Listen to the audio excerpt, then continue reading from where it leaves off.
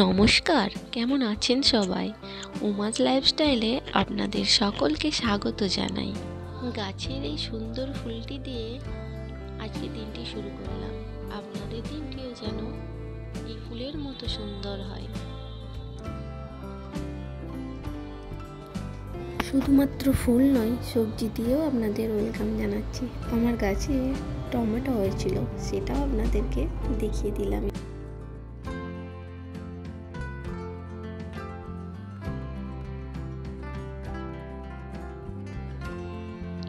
আজকে আর বাড়ির কাজ দেখাচ্ছি না, আজকে যাব পুজো দিতে।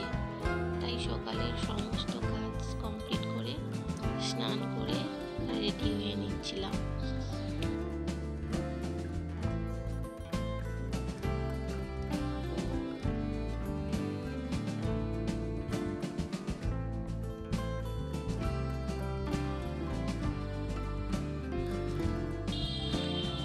যাব একটু মন্দিরে, আমার মা আসবে, দুজনে একসাথেই যাব।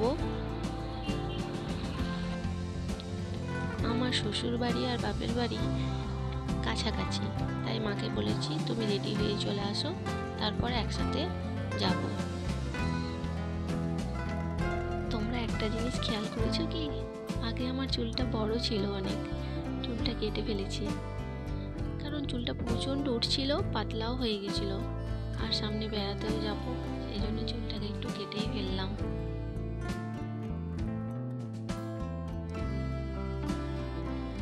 আমরা যাব একটা শিব মন্দিরে, আমাদের এখান থেকে কিছুটা দূর। আয়ুষের বাবা নিয়ে যাবে আমাদেরকে।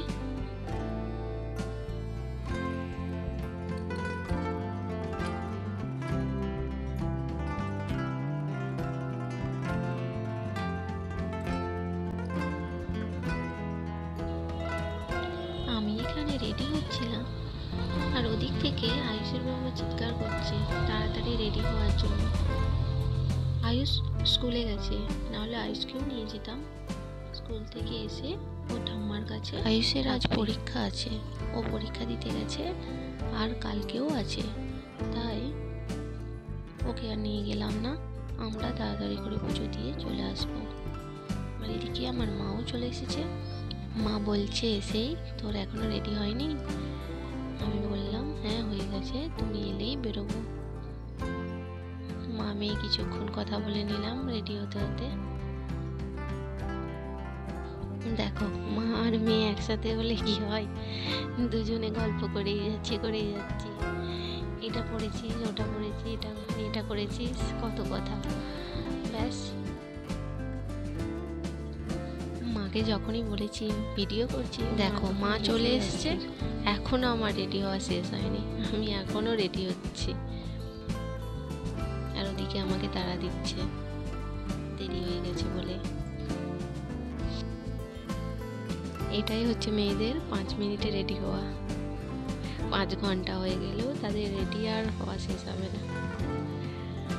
দেখো মা মেয়ে এখানে এখনো হেঁটেই যাচ্ছে, কথা বলেই যাচ্ছে। পায় তাদের যেন মনে হয় স্বর্গই কাছে, তাদের শ্বশুর বাড়ি কাছেই হোক বা দূরে, কত কষ্টই হয়। মন্দিরে এসে পৌঁছে গেছি, এখানে তখনও পুজো শুরু হয়নি, সবাই বসে আছে মন্দিরে, পুজো করাতে এসেছে। এটা বিশ্বেশ্বর শিবের মন্দির, তোমরাও দর্শন করো বাবার।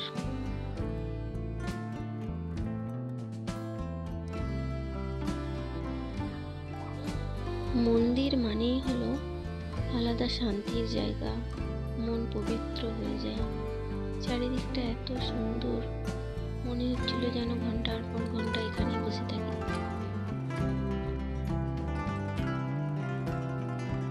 ভালোভাবে তোমাদেরকে ক্যামেরাটা করে দেখাতে পারছি না, লজ্জা লাগছিল না, সবাই দেখছিল, সেই কারণেই যতটুকু পেরেছি তোমাদের কাছে শেয়ার করছি। তোমরা দেখো, ভালো লাগবে।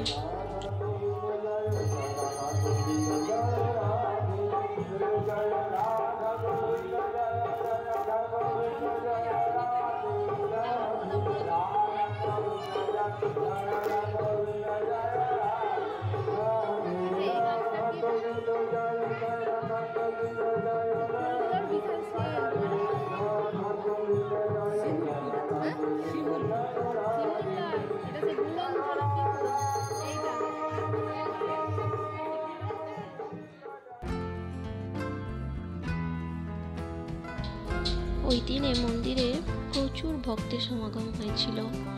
আমরাও অনেকক্ষণ বসেছিলাম, পুজো দেখছিলাম, আর ওখানে হরিনামও হচ্ছিল, প্রসাদও খাওয়াচ্ছিল, তাই ঠাকুরের প্রসাদও পেয়েছিলাম। খুব ভালোভাবে আজকের দিনটা আমাদের কেটেছিল।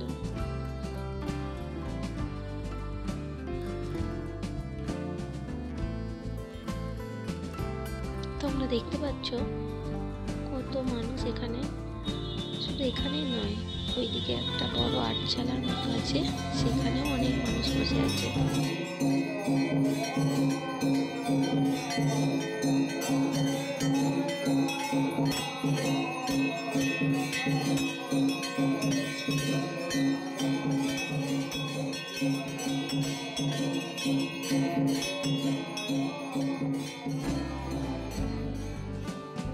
একটু তোমাদেরকে পুজো হচ্ছিল সেটা শোনানোর চেষ্টা করছিলাম। এরপর চলে এসেছি মন্দিরের পিছনের দিকে।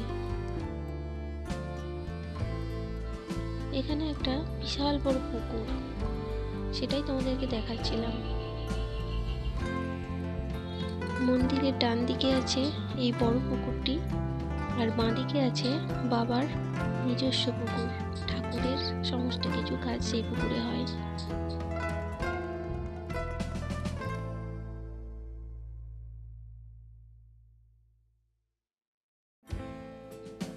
দেখো ওইদিকে দেখা যাচ্ছে, সেভাবে বোঝা যাচ্ছে না। মন্দিরের পিছনের দিকটাও খুব সুন্দর, শান্ত। পুজো শেষ হয়ে গেছে, এরপর বাড়ি ফেরার পালা। ছেলেও স্কুল থেকে চলে আসবে এরপর। আমার ভিডিওগুলো আপনাদের কেমন লাগে কমেন্টে জানাবেন। যদি ভালো লাগে একটা লাইক করবেন, চ্যানেলটি সাবস্ক্রাইব করবেন, আর সুস্থ থাকবেন, ভালো থাকবেন। নমস্কার।